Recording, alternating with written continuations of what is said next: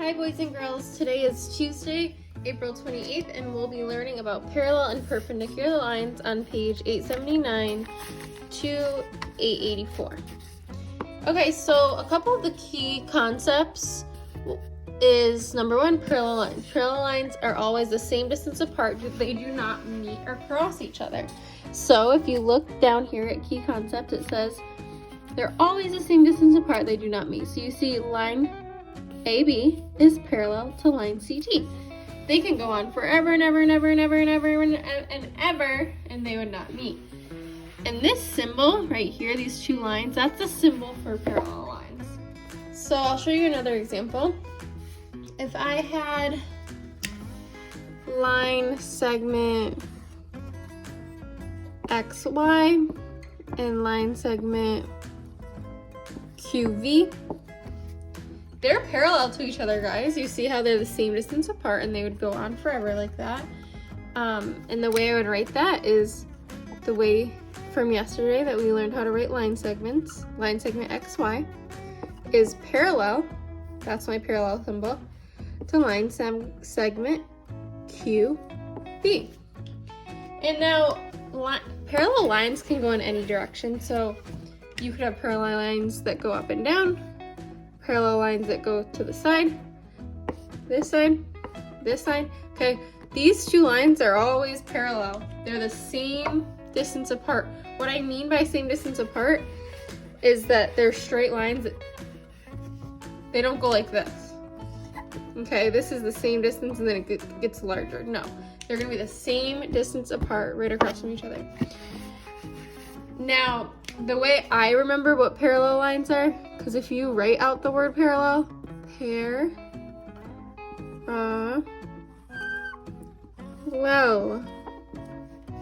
how the double L's are parallel?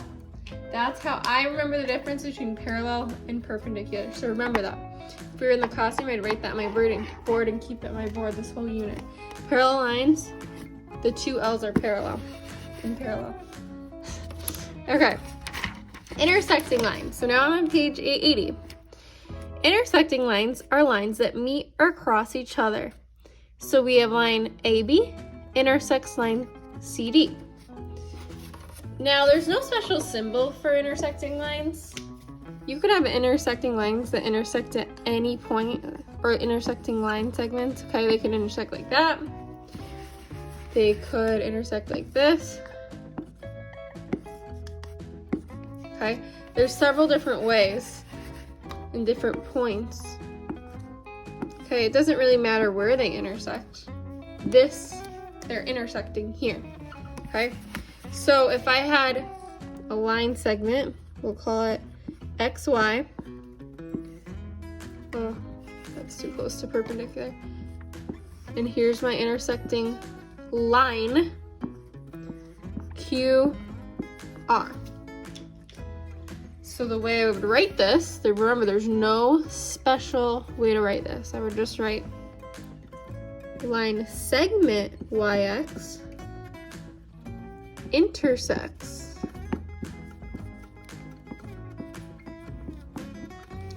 line with the arrows QR. Okay. And our last key concept for this lesson is perpendicular. And perpendicular lines meet or cross each other to form square corners. And remember I told you about this symbol? The symbol means square corner, or 90 degrees, or a right angle. And we'll get more into that next week. So line AB is perpendicular. It's an upside down T, guys. Upside down T is our symbol here for line CD. So I'll show you another example. Remember, it has to be like a T. It has to form that right angle there, the perfect square corner. So in that example, the lines made a perfect T like this. Okay, and you see how it's a perfect right angle on all corners. The lines don't have to meet right in the middle there. If I had a line that met right here, is that still perpendicular? Yes, because there's our right corners. It's a perfect T, it meets at a perfect T. It's just at a different part of the line. So you could have a line that runs all the way down like this, and then a little line like this. These lines are still perpendicular because they form that perfect right angle. So if I were to write out, I'll write out X, Y, I did that wrong. Line X, Y, line segment XY, line TS. They're perpendicular, so the way I'm going to write that is line segment XY is upside down T symbol, perpendicular to line TS. Capiche? Alright, so let's do a couple examples together. Guided practice number 1. Describe the line segments outlined on the tennis racket. Okay, we have 2 lines and they're running next to each other the same distance apart. That would mean that those lines are parallel. So I'm going to write parallel, and my parallel, these L's are parallel to each other, remember? Okay, so you guys can do these two. You're using parallel, perpendicular, intersecting to describe these lines. Now if you had to draw an example of each figure, we have to draw line DE is parallel to line FG. You can do it, write these lines in any direction. I'm gonna write mine like this, or draw, I guess. Here are my 2 parallel lines, and I have to make sure to label. If I don't label, then you're not doing what the book is asking you to do. Line DE is parallel to line FG. Okay. So it says circle the statement that is true about the figure below. Line AB is parallel to ray EF. All right, let's see. Line AB is parallel to ray EF. Is it parallel? Are they running next to each other the same distance apart? No. Line AB is perpendicular to line CD. So line AB is perpendicular to line CD. Yes, do you see the perfect right angle here?